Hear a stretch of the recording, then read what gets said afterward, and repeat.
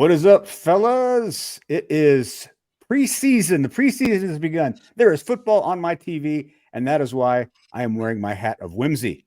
Tommy Burch, he is joining me from Springfield, Massachusetts. Ben O'Connell, he is from Chicago, Illinois. I am Kyle Garlett in Denver, Colorado, and we are the three gentlemen who bring you NFL points, picks, and props all season long. Guys, it is finally here. I know we had the Hall of Fame game last week, but there was a power outage and nobody really played. Although DTR, how about that? That dude looked like a stud, right? I'm sorry. When I heard power outage in an NFL game, and I had shivers. But then now we've got the full slate this weekend. We are recording this on Thursday night. The Houston Texans have already beaten the New England Patriots, and the Minnesota Vikings and Seattle Seahawks are coming up. So just to give you a sense. So if we say things that maybe have been outdated by something that happens in Seattle, it is not our fault. Anyway, guys, good times. Good times. We've made it. The long absence of football is over. It is here. Yes, we're finally getting into it. We're finally getting some real football. We're not thinking it's like we get like a bunch of months of football where we're just thinking about like when are these guys gonna get signed? Like there's still some veterans that haven't been signed yet. And now we're getting to the nitty gritty. Like screw the veterans. We'll think about them later. Like it's football. Absolutely. The drought has been long, and my friends, some people dare say that the preseason isn't football, and to them I ask, why can I bet on it then? Why can I bet on it? Listen, the preseason is great. Football's back. Let's celebrate, man. All right. We are going to celebrate the start of preseason, but we want to talk about some of the things that have happened here in training camp. And it's the worst part of training camp, the injuries that have taken out a number of players. Marlon Mack tore his Achilles now for the second time in his career. That could be the Dunsies for his career there. Really tough thing for him.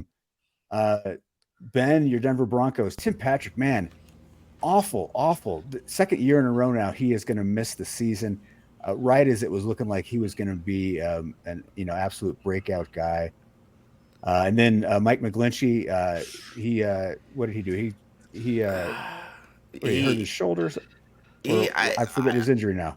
But he's out for a couple of weeks. His ankle. I think it was something with his ankle. They tried to stretch it out behind the play and then ended up going back into the locker room. Yeah, obviously he's the big offensive tackle signing in the offseason that was going to shore up that offensive line. Oh, it was a knee sprain. Knee sprain, okay. Yeah, I mean, he's supposed to be okay when the season starts, but that could be the kind of thing that lingers a little bit as well. He's a new guy to the team. You never want him to sit out camp and practice. And it's at least going to be Ginger when he gets back too. I have a lot of experience with Mike McGlinchey. He's a very good offensive lineman, but the only problem is he can be very, penalty prone. He has a lot of holding penalties throughout especially last year with my Niners. And coming in here with coming off a sprained knee, I have a feeling he might be a little too timid and too timid with his footwork and maybe a little scared to stretch out. And in doing so, I'm a little worried that we're going to see even more penalties at the start of the season until he gets comfortable. I mean, this is a team though that's had Garrett Bowles. They're used to holding penalties. They're fine with that. He's going to look fine in comparison for him, dude. But yeah, really quickly, just to cover the Tim Patrick, because I don't think there's a lot of fans out there who may not have heard of Tim Patrick. Let me tell you about this dude really quick. This dude does one thing, and it's catch balls. He does not drop it. He's a hard worker. He doesn't necessarily have all the athletic gifts that you see from these wide receivers out there, but he's consistent, and he's a workhorse. To Denver fans, he is up there with the Rod Smith type of work mentality. He's beloved in the community. It's a shame that we're going to be missing him. 2 years, dude. Yeah. 2 seasons in a row. Just devastating. Feel for the dude, but yeah, man, I hope that eventually we'll see him back on the field, and because the dude's incredible when he is. Some good news though for the Broncos. Javonte Williams fully cleared to play.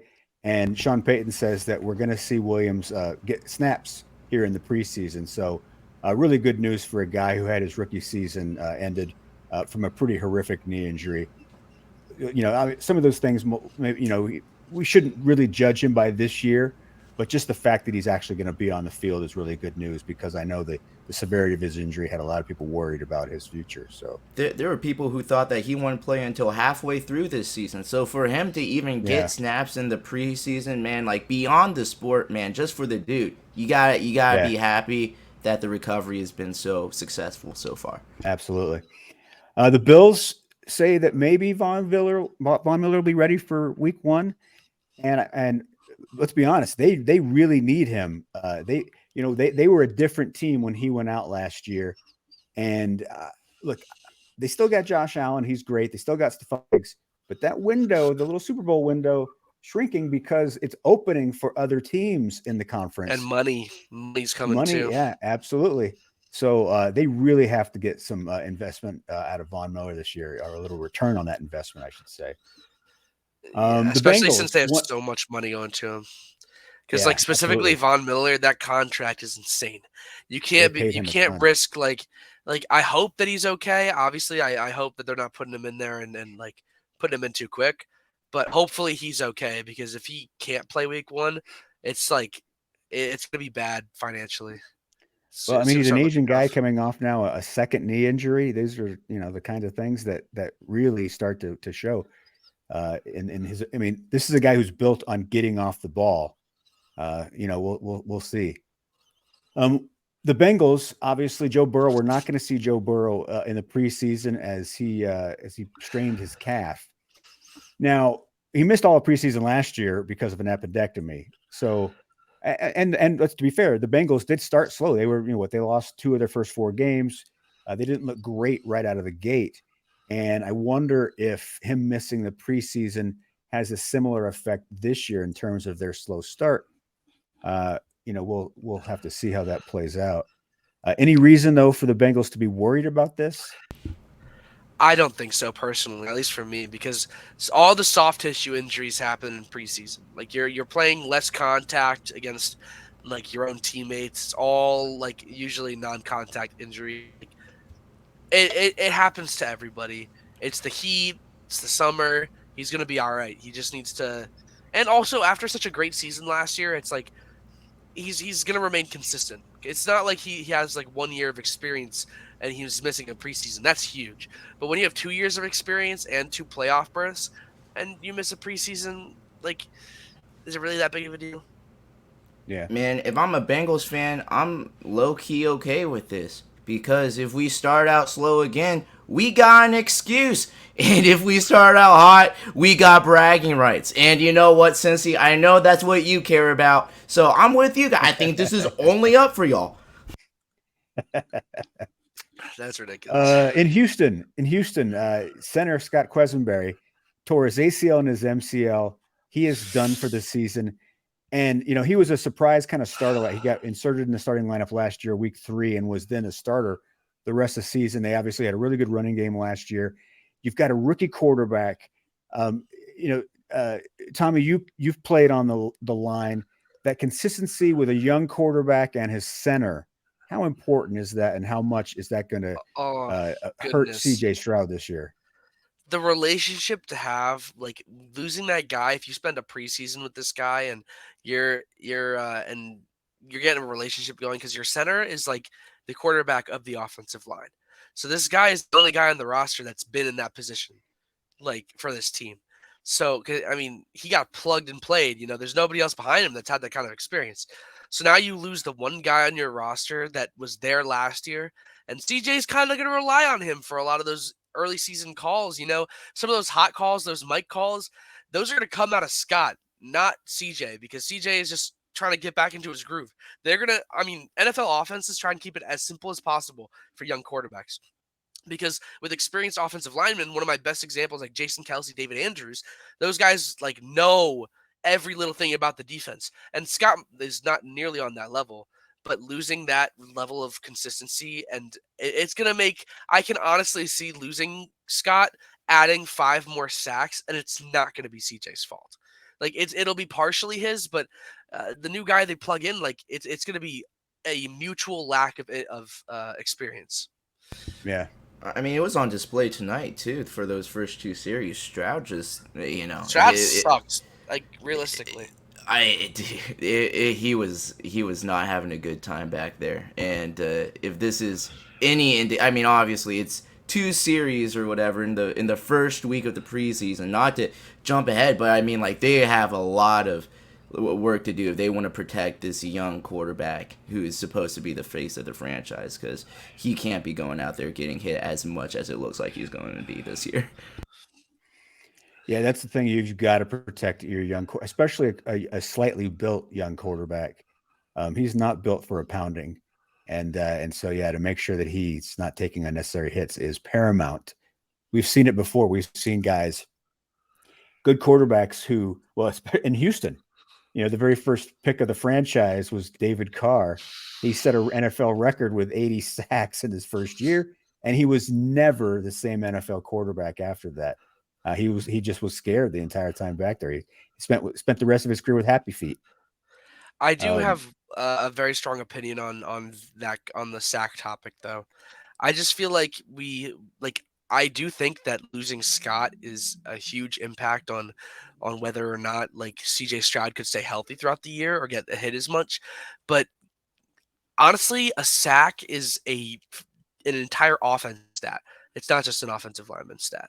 Because there's quarterbacks that hold the ball too long in the pocket, and maybe receivers aren't getting into their breaks. Like a lineman can only do so much sometimes. They're only there as like a wall to get around, and they only got 3 seconds max in the pocket before they're getting beat. Realistically, that's the average pass rusher is always going to win if you give him 10 seconds, right? So Yeah. it's just it's as I do think that losing Scott's going to be a big contributor, but it's also going to be like on the rest of the Texans to pick up for the slack, because those sacks aren't just going to be his loss. Well, they can't. Maybe, so yeah, maybe later in the year, we have you bring in some tape and show us, because I see it all the time in some of the offensive linemen that I follow on social media, where the offensive lineman is set for a 7-step drop and the quarterback drops 10 steps. And of course, at that point, the tackle is done. It's not his fault. He's not built for that. He's not set for that. And these quarterbacks run themselves into sacks. They hold on to the ball. That's Justin Fields is one of the greatest scrambling quarterbacks there ever has been. And he runs himself into sacks. He holds the ball into sacks. So yeah, well, we might have to have you come in and show us some footage of exactly where sacks are the fault of. Sometimes it's just your wide receivers can't get open. Sometimes it's that your offensive linemen don't do well, or it's the quarterback who's at fault. So, a back doesn't pick up the blitz. Somebody doesn't, switch. Yeah, we should do that, because I think a lot of people see the number. They see, 6 sacks. The offensive lineman must have been terrible that game, when it necessarily, wasn't the case. Speaking of sacks, the Raiders, when they drafted Tyree Wilson, we were all like, hey, he's tremendous pass rusher, but he's got this really bad foot from last year. They're still not sure when he's actually going to play. And I'm certainly not rooting against Tyree Wilson, but it is the most Raiders thing ever to have their top 10 pick not even be healthy by the time the season starts, after everybody warned you maybe he shouldn't go that high. But, it's the Raiders. Big injury in the AFC East. Jalen Ramsey, done till at least December is what they're saying. He is going to be out for at least the first 3 months. And so my cats have decided to play with my green screen. And yeah, so thanks, guys. Thanks for that. Well, we get a good angle of the Super Bowl trophy over there. Yeah. So they decided to fight right at the base of the green screen that I have that I use for some other stuff. So apologies for that little earthquake. We were talking about Jalen Ramsey. Big loss there. Obviously, they expected him to kind of lock down one of the corner spots, especially in a division like that where you've got Josh Allen, you've got Now Aaron Rodgers, you've got some really good quarterbacks. We're not going to throw Mac Jones in there just yet, but you've got some good wide receivers in that division. You've got some good quarterbacks in that division. So to lose, a top cornerback like that's got to hurt. Oh, absolutely. And then staying in that division though, Breece Hall. They're saying maybe he's going to start practicing soon. We're not quite sure, but it would be good to see him get back to another rookie running back who got injured last year. He started off like a house on fire. Was really fantastic out of the gate. Hopefully he can come back and pick up where he left off because he showed us what a bright future he has in the league with his play last year. Those are really the big injuries that I've pinpointed. Anything that stands out to you guys in terms of injuries that we didn't cover, or obviously we'll talk about some of the preseason games coming up, which will be injury related in terms of like that 49ers game on Sunday. We probably won't see Brock Purdy as he comes back from his injury. They're saying that he's probably not going to play, but I'm really excited to see Trey Lance. I have to be honest. And actually see if we can finally get the real Trey Lance. We've just never had enough time to look at him. Holdouts, though, also the 49ers, Nick Bosa, not in camp, waiting for his big contract. What do you think? I read today, Tommy, that they suspect by the second preseason game, he will have a contract in place. Oh, absolutely. I don't think there's much chance that he's going to miss any time. I mean, come on. This is like, it's Nick Bosa. They're just going over the terms. It's not like Nick's doing this out of like anger. He's just trying to get his money situated, and they're going to get the money situated. I mean, the entire coaching staff raves over this guy. I mean, who wouldn't? He's a freak, and he's also the defensive player of the year. If you win defensive player of the year and you're how old? He's still very young. I mean, they're going to let paper fly for this guy. Yeah, no, he's a good player. He's all right. Holdout in Kansas City, Chris Jones, same situation. The Chiefs love him. He wants to be a Chief. It's just a matter of figuring out all of the particulars on that contract. I suspect that this will be done here in the next couple of weeks. Chris wants to be paid like the highest has the highest defensive tackle in the NFL, ahead of Aaron Donald's contract. I think that they will settle somewhere between Donald's contract and Quinnen Williams' contract, but Chris will probably get somewhere in the neighborhood of 25 to 26 million per season. He is now 29, so not nearly as young as Bosa, but he makes that defense go. He is the reason why the defense can be successful. Chris Jones is, the Chiefs could allow Tyreek Hill to leave because they had Patrick Mahomes. They don't have a Patrick Mahomes on defense. Well, Chris Jones is the Patrick Mahomes in the defense. So they cannot let him go like they could Tyreek Hill. So I suspect that will get done as well. In Dallas. Sorry. No, we can go back to Chris. He's a Chief. I'll talk about him all day. Yeah, I was going to say, like, this dude, it's a very similar situation to Nick Bosa. I mean, he is the best interior defensive lineman in the league. He is ranked 10th in the NFL top 100. I mean, and he was ranked top 40 last year. Yeah. I mean, this guy is a freak of nature. He is what makes the defense roll. He is the gears. He is the oil, and he's gonna get signed. And my only issue is like Chris Jones. Once we seriously consider Chris Jones for the defensive player of the year conversation, because he's always in it, but he's never really forefront. Once we really start considering that, then he's gonna get his real bread. For now, I think it's more of the stigma around interior linemen that's holding him back. Yeah, he's all right. And if you haven't ever seen Chris's 40 time at the combine, I highly recommend that as a watch. It seems to me that Tommy has in fact seen it. Come on now, what are we talking, Kyle? What are we doing here? Just Google Chris Jones combine; it'll pop up. If you're over the age of 18, well, you are. Yeah. It's a betting show. Never mind, we're all good. Yeah. Turn your safe search off so that it for sure shows up in your Google. You get everything. You get every little bit. All right, Zach Martin, pretty good offensive lineman. And so this is a different situation. You've got the 49ers. They love Nick Bosa. You got the Chiefs. They love Chris Jones. And then you've got Jerry Jones. Well, Zach Martin's under contract. He better get his ass in here and play. Jerry, I mean, he's not very good at these things. And let's be honest, Zach Martin is a stud. He deserves his money too. He's a Hall of Famer, first ballot for sure. Yeah. He's still absolutely. He's still close to as good as he was in his prime. Yeah, no, he's fantastic. Jerry Jones just showing off the interpersonal skills, am I right? Just absolutely killing it. It is shocking that it's now been 30 years since that team went to the Super Bowl with Jerry Jones in charge. Oh, that's crazy. Yeah. That's insane. All right. But boy, do they have a cool stadium. They do. They have a nice stadium, and they're very valuable. They're the most valuable franchise in the world. Just imagine if they would win a playoff game, how valuable they'd be. Josh Jacobs, pretty good season last year as a Las Vegas Raider when the Las Vegas Raiders were absolute garbage.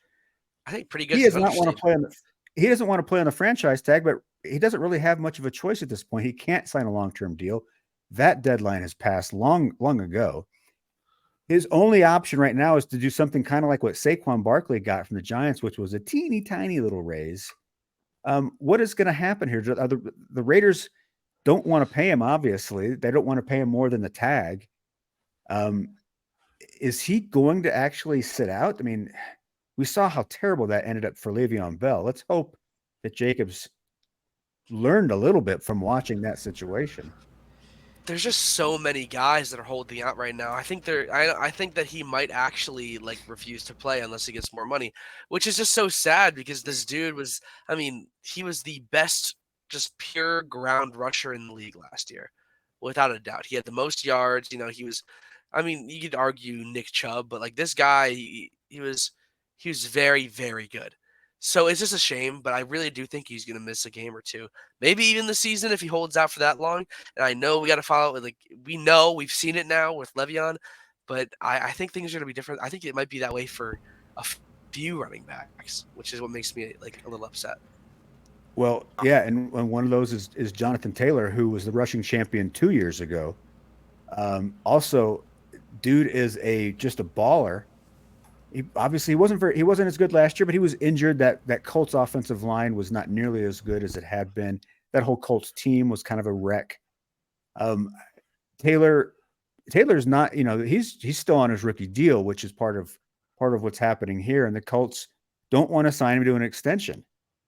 Is it possible that the Colts would trade Jonathan Taylor, and then what kind of return could they get? Oh man, I think Jonathan. I don't think that they trade. I think that they probably hold on to him because I think Jonathan Taylor has to play. I think compared to Jacobs, right? I think that it's almost better for Josh Jacobs to sit out from his position. I think because the difference between him and Bell is that I think the Raiders are a much worse team than the Steelers were, right? And without Josh Jacobs in Vegas, it's going to be a wake-up call to be like, hey, there's a lot that you can't do without me. The Colts are not necessarily in that same situation. I think that with Taylor being injured, they were like, listen, it wasn't pretty, but we have ways to patch it. Now, obviously, none of those patchworks are going to be anything close to what Jonathan Taylor can offer you, but in the mind of the GM, right, you have to just kind of be like, we have ways around it. I think that Jonathan Taylor, if the Colts do end up holding on to the contract, yeah, I think that he's probably going to have to play if he wants to make money on the next contract. He's vital, and this is a very important time for him.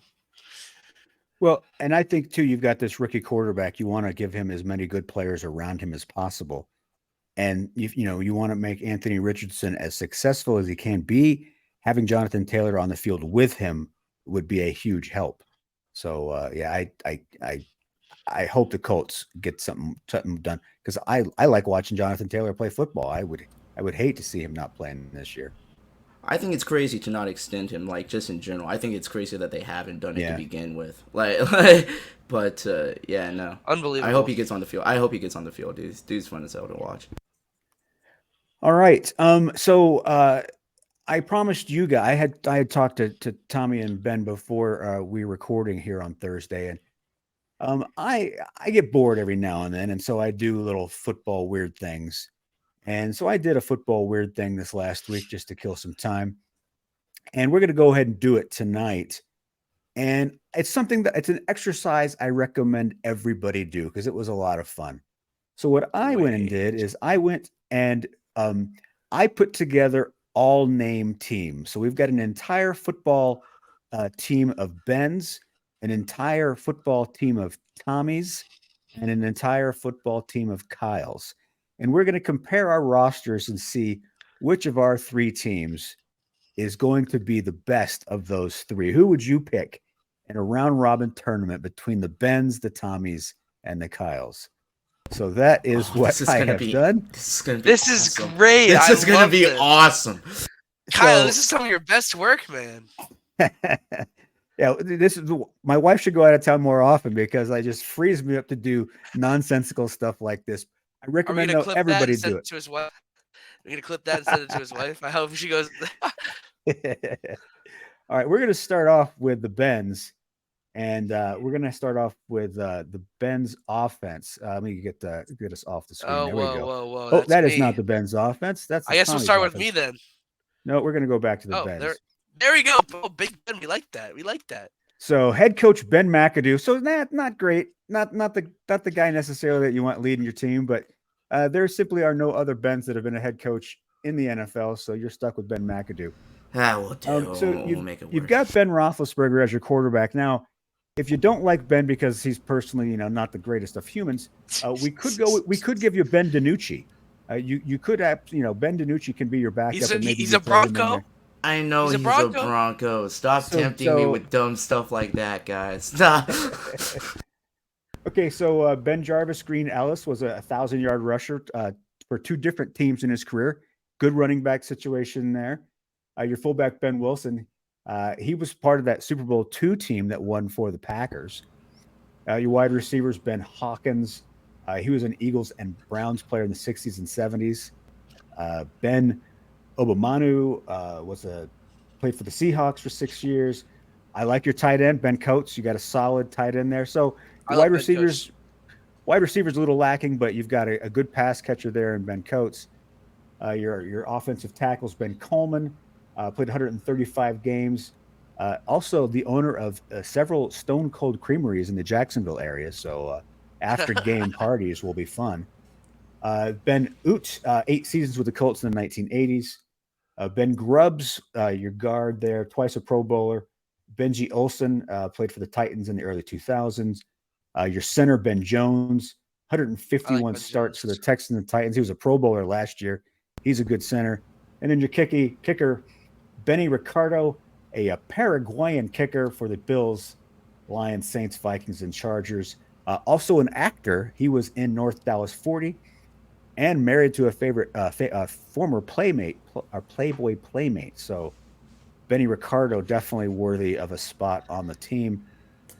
Your defense, Ben Davidson, official cheap shot artist for the Oakland Raiders back in the day. Ben McGee was a 2-time Pro Bowler with the Steelers. Ben Williams was a Pro Bowler with the Bills in the early 80s. Benny Logan played for 6 years with the Eagles, Chiefs, and Titans. Ben Lieber at a K-Stater guy there for your team. Had 24 career sacks in his career. Benardrick McKinney, a Pro Bowler for the Texans in 2018. Ben Neiman, Super Bowl champ for the Chiefs. He can show you his Chiefs Super Bowl ring from Super Bowl 54. That'll be fun to show around the Ben's locker room there. Benny McCray, 27 career picks with the Bears in the 1960s. Also a 4-time Big Ten hurdle champ at the University of Michigan. So he might also be able to do some kick returning for you. Pretty good athlete. Ben Davis, 19 career picks with the Browns and Lions. Benny Blades. Benny Blades was one of the studs for the Miami Hurricanes. Benny Blades was go watch Such some a Benny cool Blades. name. Go watch him when he was in college. Third overall pick as a safety because he was such a badass in college with the Miami Hurricanes, with the pick of the Lions, and a 3-time second-team All-Pro in the NFL. And Benny Barnes, your Super Bowl champ with the Cowboys in the 1970s. And I'm a big fan of your punter, former Aussie Rules player who came over to the U.S., did some punting, tied the NFL record with 42 punts inside the 20-yard line in 2009 with the Arizona Cardinal team that went to the Super Bowl. You have to wonder, maybe they wouldn't have gone to the Super Bowl had he not been such a great punter. Right? He's probably the guy you remember most from that Super Bowl The team stud. in 2009. The stud. Absolutely. All right. So, Yeah, we're thoughts doing a lot on of the Bens? doing a lot of running the football. As it turns out. We'll look at your offense here as we Dick and talk Doug about to Ben Coates, Yeah. I just don't. You have a good lineman room too. Yeah, that's what I'm saying. I feel confident in the run game here. I feel. But like confident. you got Big Ben. You can't waste Big Ben on just like the rushing attack just alone. That's why we have some really fun play action stuff. I can't give it away. There's a long season ahead of us, but don't worry, the arm will not be underutilized. You know what this team looks like to me, Kyle? This looks like a wing T team right here. Yeah. Well, you're gonna be fully qualified. Maybe we'll have to make you the. Can you change your name to Ben so you could become the head coach? I'll literally change my name, make my middle name Ben, so it'll be an exception. Oh my gosh, Benny Burch is our head coach, everybody. Benny Burch, everybody. Here we go. Benny Burch. All right. Are you ready for the Tommies? Yeah. All right. Dude, your quarterback is insane. Yeah. Jeez. Well, and you've got some good head coaches too. So you can either Tom Landry or Tom Coughlin. They both have won a pair of Super Bowls. Landry has more regular season wins. Coughlin obviously is far more contemporary than Landry. So really, you can't go wrong with either guy. Obviously, Tom Brady, he's okay. Tom Rathman, one of your boys there with the 49ers. I don't know if you remember Tom Rathman. Yeah, there we go. Rathman, or he's absolute before my stud. time, but you know. Yeah, before your time, but total stud. What was he? What did I see here? He's a 2-time Super Bowl champ, and he's in the 49ers Hall of Fame. Touchdown Tommy Vardell. Now, he wasn't so much touchdown Tommy Vardell when he got to the NFL, but at is it Stanford? Yeah, Stanford. He was touchdown Tommy Vardell. But, he was actually not so bad. 9th overall pick. Actually, the Browns, when Bill Belichick was there, picked Tommy Vardell 9th overall. He is your fullback. That's how times have changed to have a fullback. That's funny because Tommy Vardell, he had a 600-yard rushing season. So, I'll rock with that. I'll rock with that. Yeah. No, you got your 3 guys in your backfield there with Brady, Rathman, and Vardell are all pretty strong. Tommy McDonald was a 6-time Pro Bowler in the 50s and 60s. Also a member of the Pro Football Hall of Fame. Not bad. Tommy Streeter won a Super Bowl with the Ravens. The tight end Tom Mitchell, 10 seasons with the Colts, was a part of their Super Bowl 5 winning team. Tom Neville was an AFL All-Star with the Patriots. Tom Thayer played in the USFL, then went was actually part of that Bears team that won Super Bowl 20. The 15-1 team that dominated throughout the season. He was a starting tackle for them.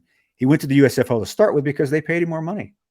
Then the USFL went belly up. He became a Bear and became a Super Bowl champion. Tom Rafferty is your starting guard there. 182 games for the Cowboys, was a Super Bowl winner, Super Bowl 12. Tom Mack, Pro Football Hall of Famer with the Rams, 2nd overall pick in 1966. 11-time Pro Bowler, absolute stud. Wow. One of the best. My team is best. My offense. Yeah. Mack was one of the best guards, really in NFL history.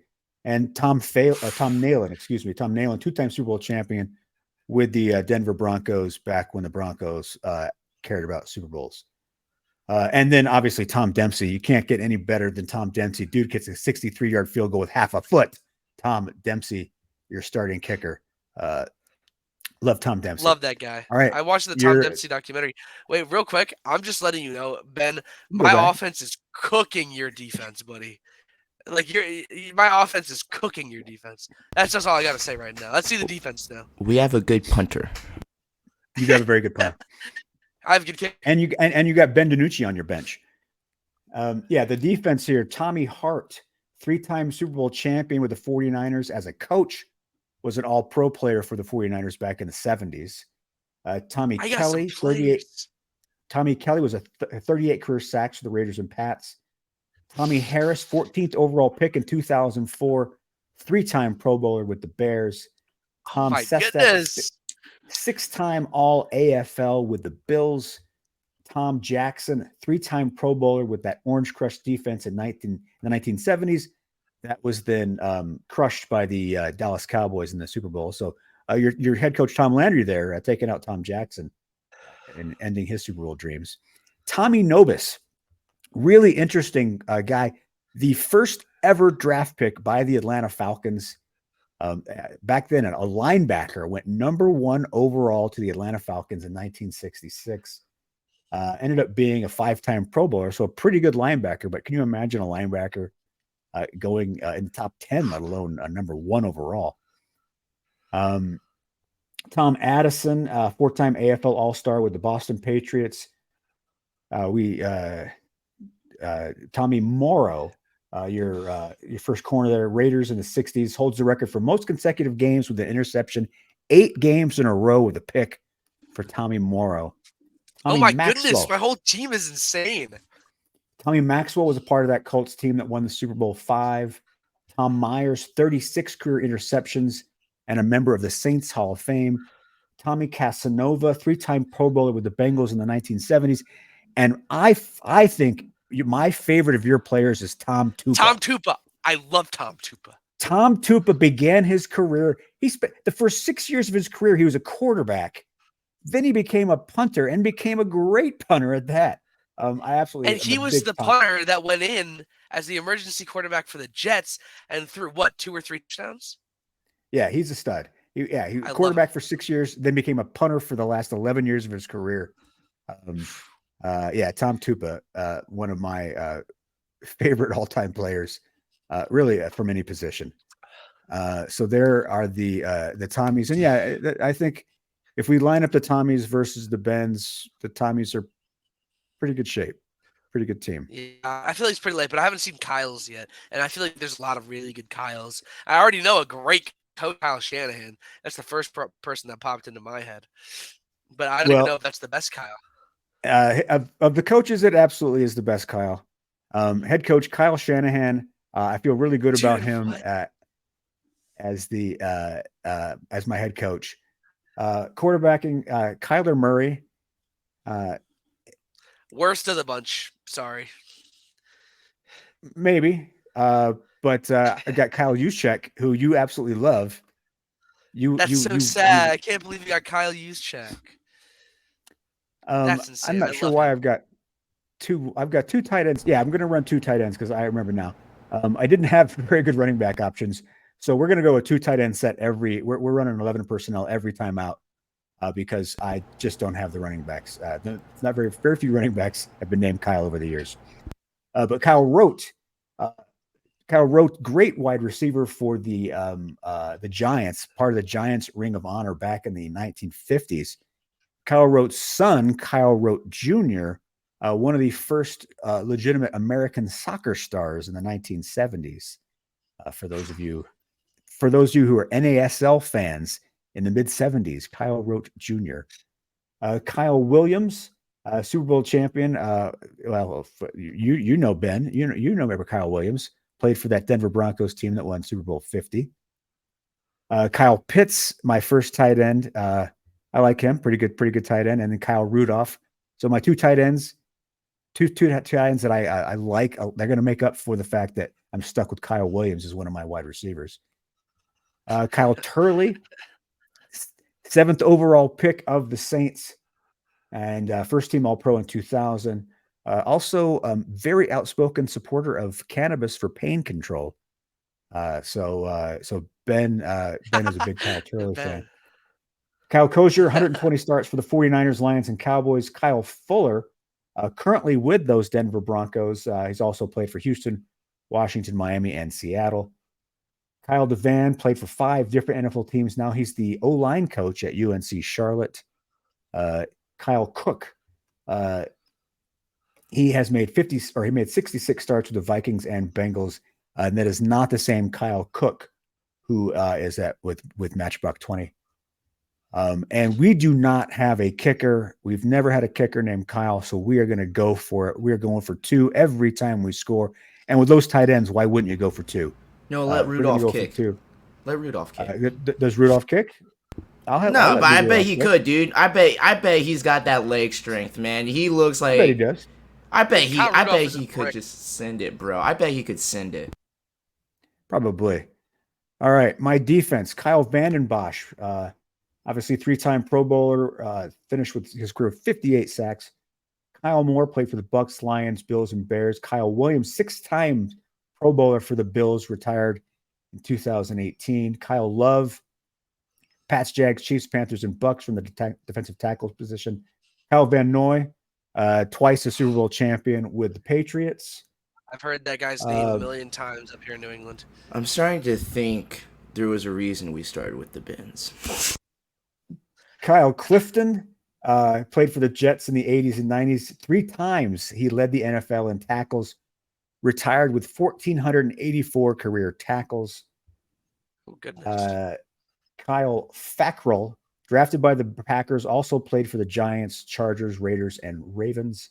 Kyle Fuller, 2 times a Pro Bowler, first team All-Pro in 2018, 19 career interceptions. Kyle Arrington, Super Bowl champ with the Pats, led the NFL in interceptions 2011.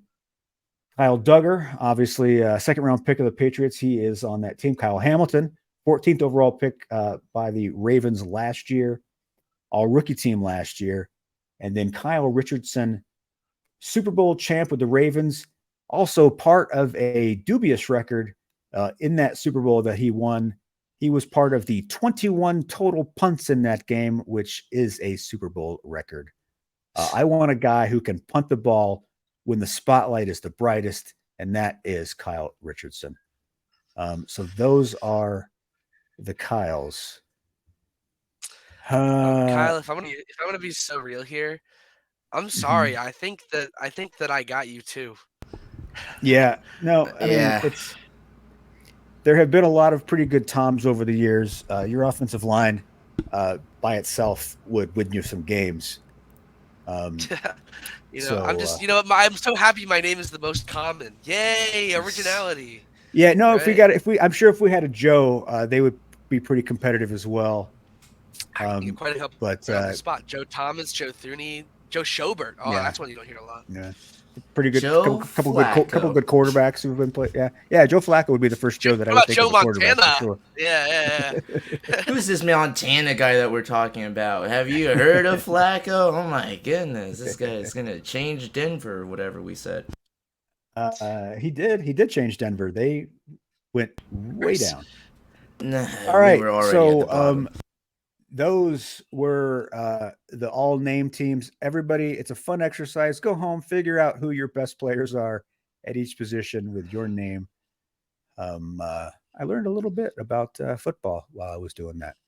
And I learned that, there were not a lot of Kyles back in the day.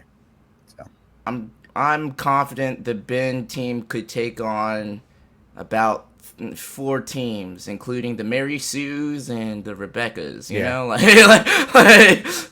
we need those kinds of teams with no players. You know what I'm saying? Yeah, I did the Biff team, and they're not very good. So yeah, you could beat them, I think. All right, so guys, our last bit here before we sign off. It's the preseason. Well, first of all, let's talk about betting on the preseason. Ben's a bit of a degenerate, so I know that he's betting on preseason games. My feeling about preseason football is I will bet overs and unders. I will not bet point spreads. And it's because, for me, I don't see teams trying to win, but I do see teams trying to run offenses. and no one's sitting on the ball to try to win a game. They're continuing to run the. So I tend to favor overs on the preseason, and I avoid point spreads. That is my own personal strategy. Ben, care to tell us how you bet the preseason? I've been the past few years I bet money lines off of quarterbacks. Okay. I'm just looking at quarterback matchups, because usually there is a margin. And if only Zach Wilson wouldn't have slipped, okay, like that totally would have worked out for me. But yeah, that tends to be my strategies. I look at quarterbacks, and yeah, that's So do yeah you like. factor in like for example, when the Jets and Panthers play, Mhm. we're probably not going to see very much of Aaron Rodgers, but we are going to see it probably more of Bryce Young. Mhm. So, but Bryce Young obviously being his first time out on a football field or in the NFL, what do you do with something like that? Because like I think the Panthers actually are favored in that game by 3.5 points. Yeah, This I'm probably. Oh my goodness, my screen just went out. Can you guys see me though, or hear me? I can Yes. see All you. right, cool, Yes, cool, we cool, can see cool. you. Who's the backup in Carolina? Off the off the dome. Matt Is Corral.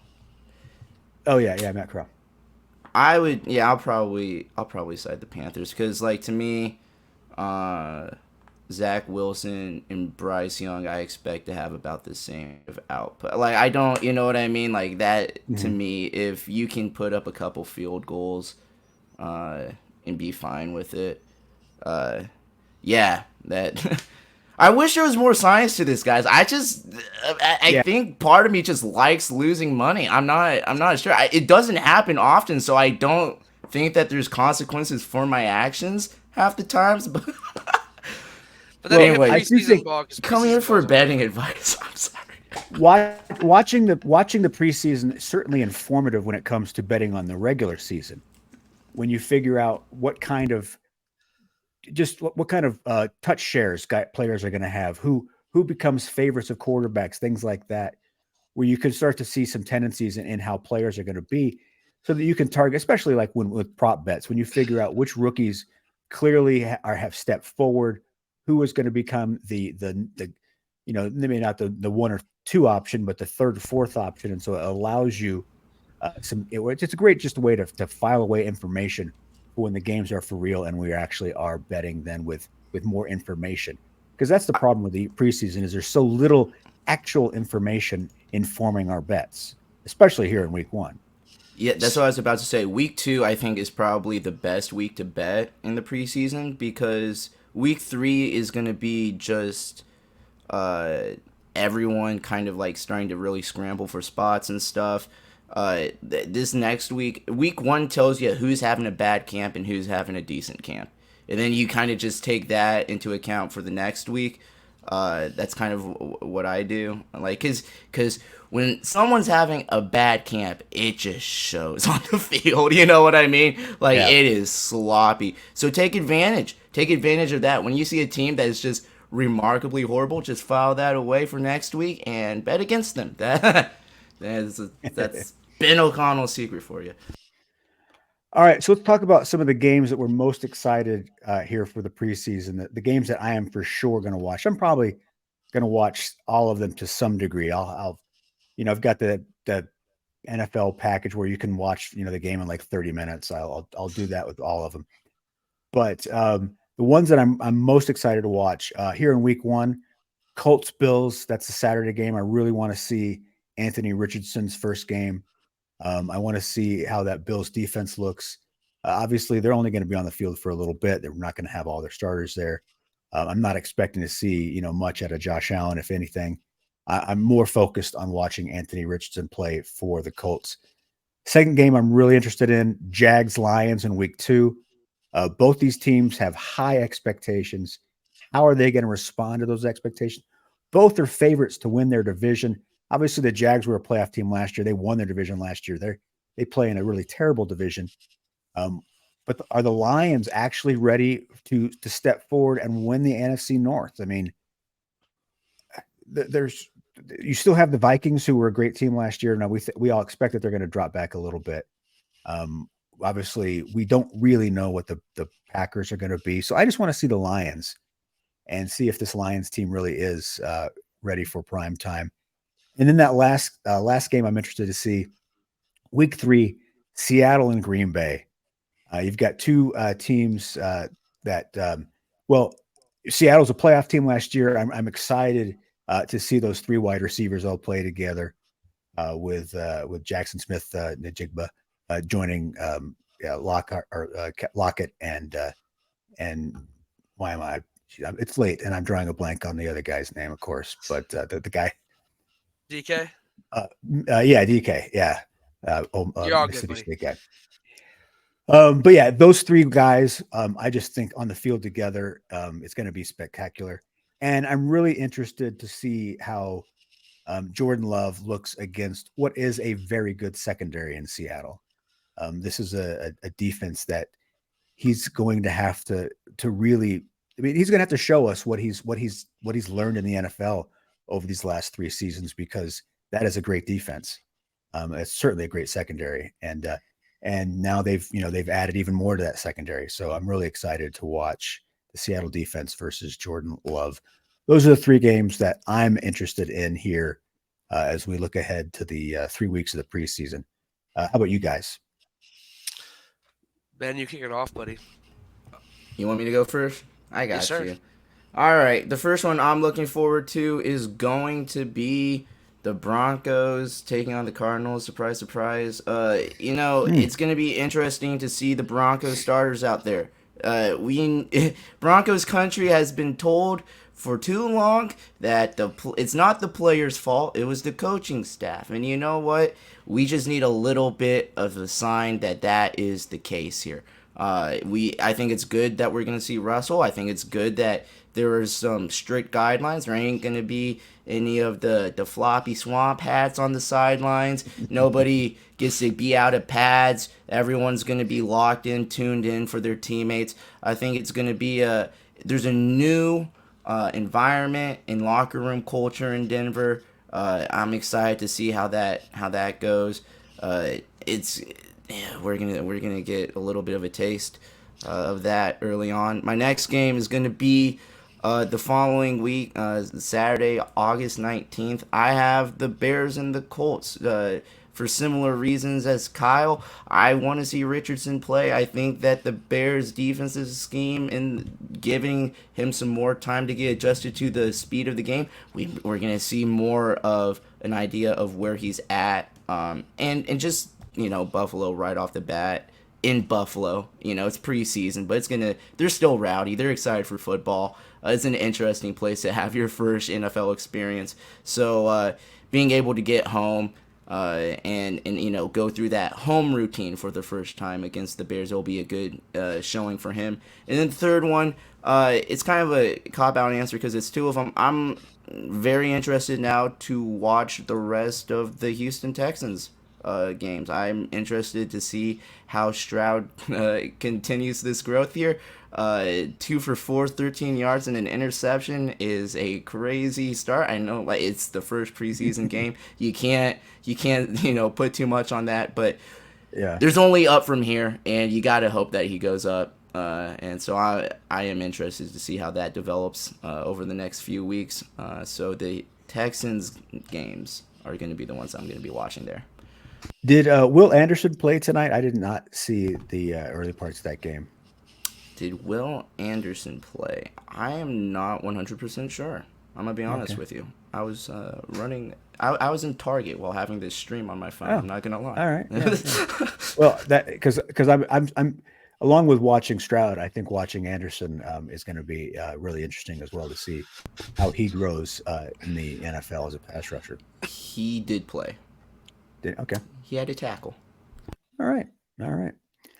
Tommy, preseason, what are you looking forward to? So I'm actually gonna copy one of Ben's answers, but for different reasoning. I want to see my week 1 game. I'm probably gonna watch the Broncos Cardinals game, but it's more because of the Cardinals. There's so much unknown when it comes to the Cardinals right now. New coaching, new quarterback. We don't know what's going to happen. They're probably going to test out all their quarterbacks, in week 1, and that's when we really get a feel of what's going on in camp with them and how bad they're actually going to be, because we really don't know, like there's no, like we got nothing here. We got nothing to base it off of. This is where everybody's going to base their initial opinions on their season from. This is where all the preseason predictions are going to stem from. And then the Broncos, it's just the XFL guys realistically. Like seeing Ben DiNucci and Jacques Patrick go back out there. Like Ben DiNucci was the second best, if not the best quarterback in the XFL. And then Jacques Patrick was a beast for the Bravos. Shout out XFL. But I'm really excited to see that game because those guys are real good talents, and I want to see how I do want to see how the XFL translates to an NFL game, So for week two and week three, there's a similar team both ways, but I'm not really worried about them. It's just the other team that I want to watch. I want to watch the Saints-Chargers game for week 2 because I really love like what well, it's not even love. I would like to see what goes on with I guess kind of the Chargers. I'd like to see their offense, see how it's run, see if they're going to be a little more, risky with the ball and stop throwing checkdowns every pass. But the Saints is where I'm really looking at because now we get to see Jameis Winston in the preseason. And, this dude, Jameis, always has a fire under his ass whenever he's put in a backup position. And I love seeing him fight because he does have some dog in him. And then the tight end battle and then obviously the running back battle it's what's craziest to me because the Alvin Kamara situation. I mean, we got 4 dudes on this preseason roster. One of them I'm a little biased towards, my Ellis Merriweather beast from UMass, a friend of mine. But the other guys, I'd like to see all 4 of them compete because it's a very differing running back room. I mean, you get a guy like Ellis who's 6'2", 230, and then you get a guy like Jamal Williams who's not that, And I just I can't wait to see how it translates to the field. And then for my last week, we're repeating the Chargers, but I'm not worried about the Chargers. I'm worried about the Niners because in week 3 is probably when we're guaranteed to see like Brock Purdy because he's going to play one of the preseason games. We just don't know if it's going to be week 2 or 3. So playing the safe side here, saying it's week 3, we get to see that quarterback battle really come to fruition.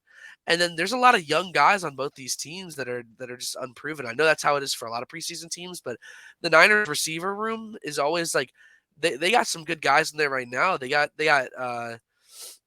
Willie Snead on their depth chart. They have a I can't remember his name. The number 17, Chris Conley. But like now I'm a Chris Conley fan. I am a huge Chris Conley fan, and I've always been a Willie Snead guy too. I liked him when he played for Baltimore.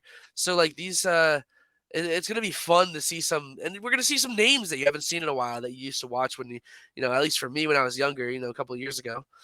So those are my 3 games.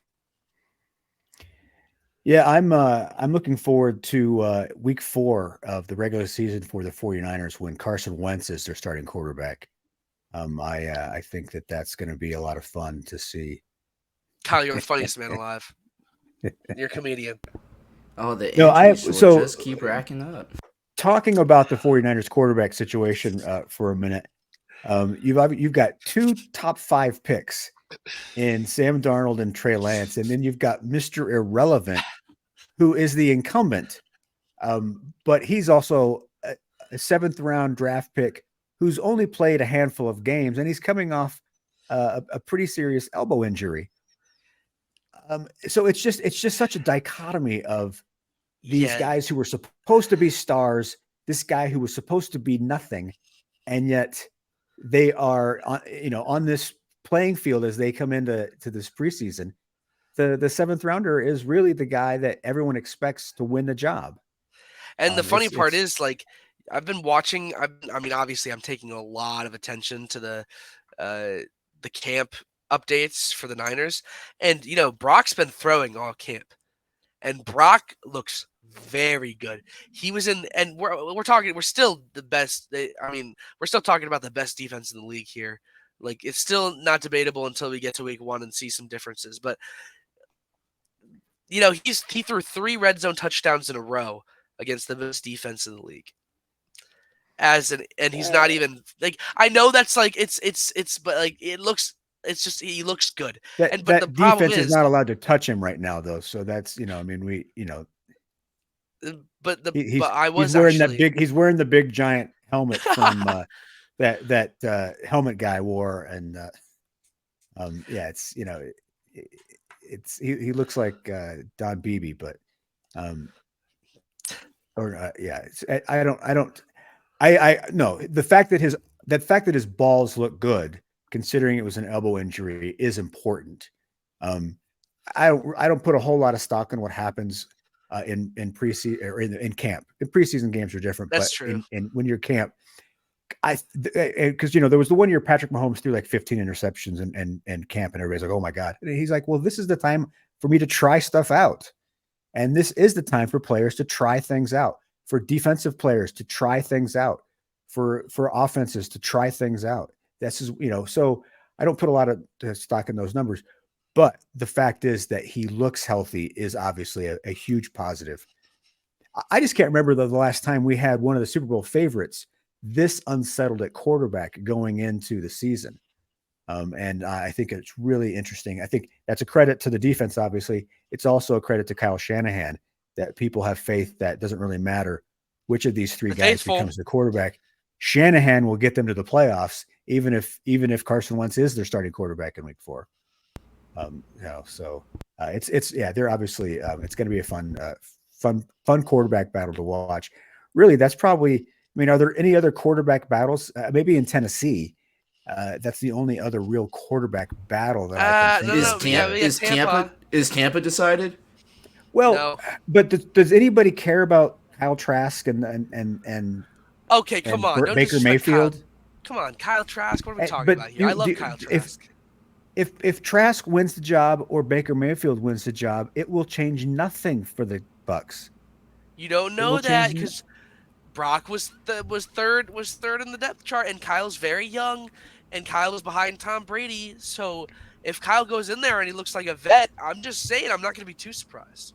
Well, that coaching staff has watched Kyle in practice, and they went out and signed Baker Mayfield because they were not. That's how impressed with Kyle Trask they were. So, Kyle, this is all I'll say is that nothing changes from episode to episode in the Real Housewives, but they still got fans for some reason. Listen, it's the same thing with Tampa, dude. And here's the funny part about Tampa is like they're gonna take a few more seasons to shake off those bandwagoners.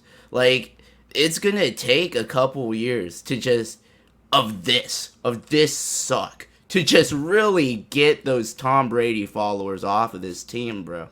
But it'll be worth it, said the Broncos faithful. It's awesome to get the bandwagoners off because it means you're a team again.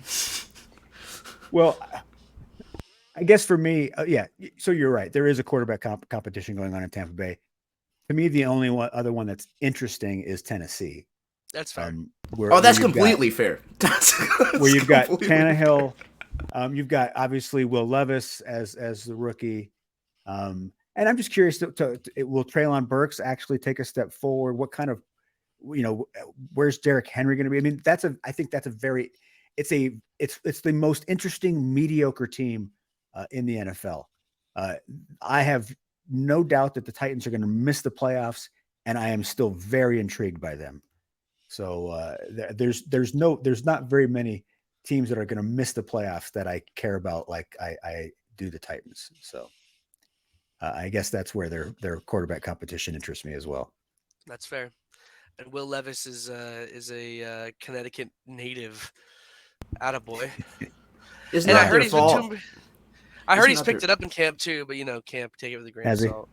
Yeah, right. He started off really slow, but apparently he kind of been showing out. But apparently, Malik's been showing out too. So I guess it's until we see them in pads getting hit at 20 miles an hour, we're not going to know. And does DeAndre Hopkins make them better quarterbacks, or is he kind of washed? The clips from him in camp, he looks really, really good. Really good. All right. Oh yeah. There's some of those jump balls that look beautiful. All right. How many are they going to throw in game? Come on now. Who else are they going to throw the ball to? Robert is gone. I didn't think they were going to throw the ball. What are you talking about? I didn't know they had pass plays in Tennessee. Well, I will say their new stadium rendering looks phenomenal. It looks like I want to go back to Nashville. I went to the game at that Nissan stadium. It's just a piece of garbage. It absolutely needs to be replaced. And that new stadium looks sweet. So I will go catch the new look Titans here in a couple of years when Will Levis is an All Pro in his 4th season, and the Titans are the favorite to win the Super Bowl. They'll be the whatever Oilers makes you by happy. then. Yeah. All right, guys. So we are all primed now for the preseason. It's going to be a fun 3 weeks. We are going to be back here before the end of this month because we are going to do a season preview show. We are going to pick our award winners, who's going to be the MVP, Defensive Player of the Year, Rookies of the Year, Coach of the Year, Comeback Player of the Year. We are also going to pick the playoff field as well as our Super Bowl champions. You're going to want to make sure to catch that show. So follow us. Even though Tommy is now in the dark, My power just we went are out. going. Tommy still has internet, but he does not have power. Hopefully he does not sleep through his alarm clock in the morning because he's got to work. But I think the breaker just went off. We'll be all right. we have no idea how many people will be lit up when that show airs, but we will have it. Sign up so that you can get the notification when it drops, because we are going to cover all of the futures bets that you want to place before this season starts. Then, before the opening weekend of pro football, that first Sunday is September 10th. We are going to make all of the picks for the weekend of week 1 in the regular season. So we've got 2 more shows coming your way before the NFL kicks off its season. It's almost here, folks. We are now we are recording this on August 10th. So September 10th, just 1 month away. Of course, the Chiefs and Lions will kick off that Thursday beforehand, but everybody gets going on September 10th. On behalf of the Tommy Burch in his darkness retreat alongside Aaron Rodgers there. Aaron Rodgers is right over there. Who knows what Tommy will decide to do with his life after he gets out of his darkness retreat. There is Ben O'Connell in Chicago. I am Kyle Garlett in Denver, Colorado. And we will see you very soon. Until then, happy betting on the preseason. Quarterback matchups, overs. Those are your tips. All right. Good night, everybody. Fireworks, explosions. You're fast. Good Jonathan Gannon there. Thank you.